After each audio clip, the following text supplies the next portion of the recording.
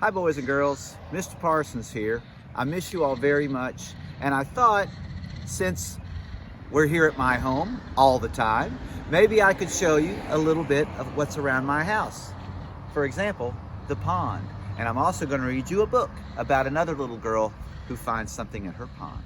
Here we go. So boys and girls, here we are at our pond, a nice fountain there.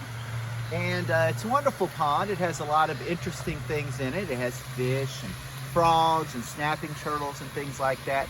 Today, I'm going to read you a story. It is called Dear Mr. Blueberry. And it is...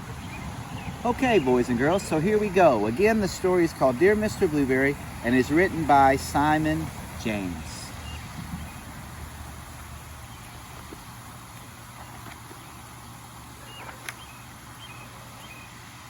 Okay. Dear Mr. Blueberry, I love whales very much.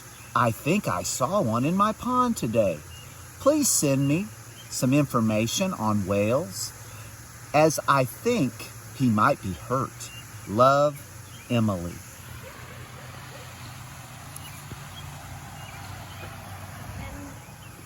Dear Emily, here are some details about whales. I don't think you'll find it was a whale you saw, because whales don't live in ponds, but in salt water. Yours sincerely, your teacher, Mr. Blueberry.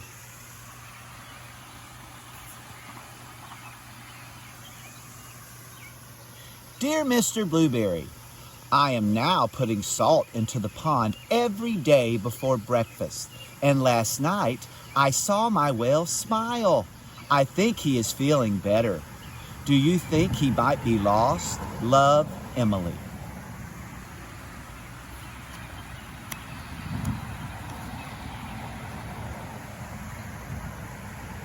Dear Emily, please don't put any more salt in the pond.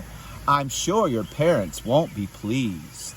I'm afraid there can't be a whale in your pond because whales don't get lost. They always know where they are in the oceans. Yours sincerely, Mr. Blueberry.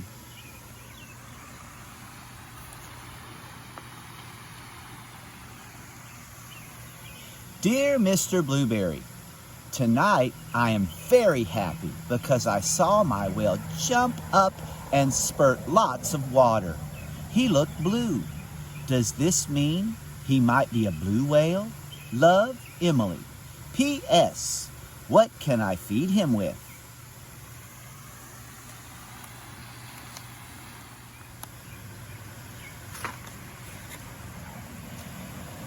Dear Emily, blue whales are blue and they eat tiny shrimp-like creatures that live in the sea.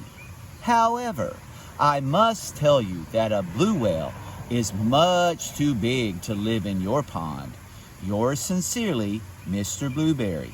P.S. Perhaps it is a blue goldfish.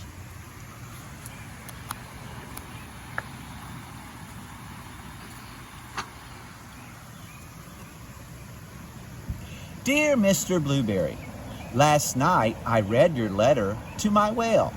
Afterward, he let me stroke his head. It was very exciting. I secretly took him some crunched up cornflakes and breadcrumbs. This morning I looked in the pond and they were all gone. I think I shall call him Arthur. What do you think? Love, Emily.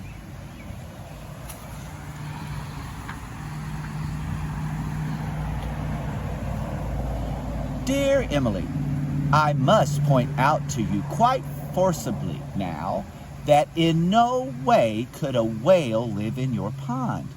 You may not know that whales are migratory, which means they travel great distances each day. I am sorry to disappoint you. Yours sincerely, Mr. Blueberry.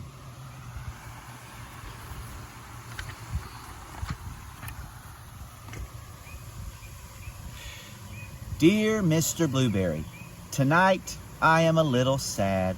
Arthur has gone. I think your letter made sense to him, and he has decided to be migratory again. Love, Emily.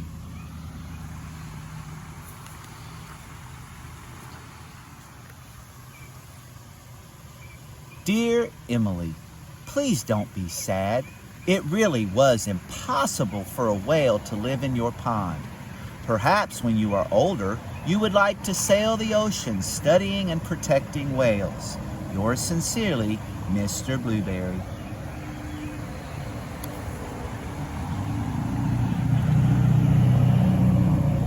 Dear Mr. Blueberry, it's been the happiest day. I went to the beach, and you'll never guess, but I saw Arthur. I called to him and he smiled. I knew it was Arthur because he let me stroke his head. I gave him some of my sandwich.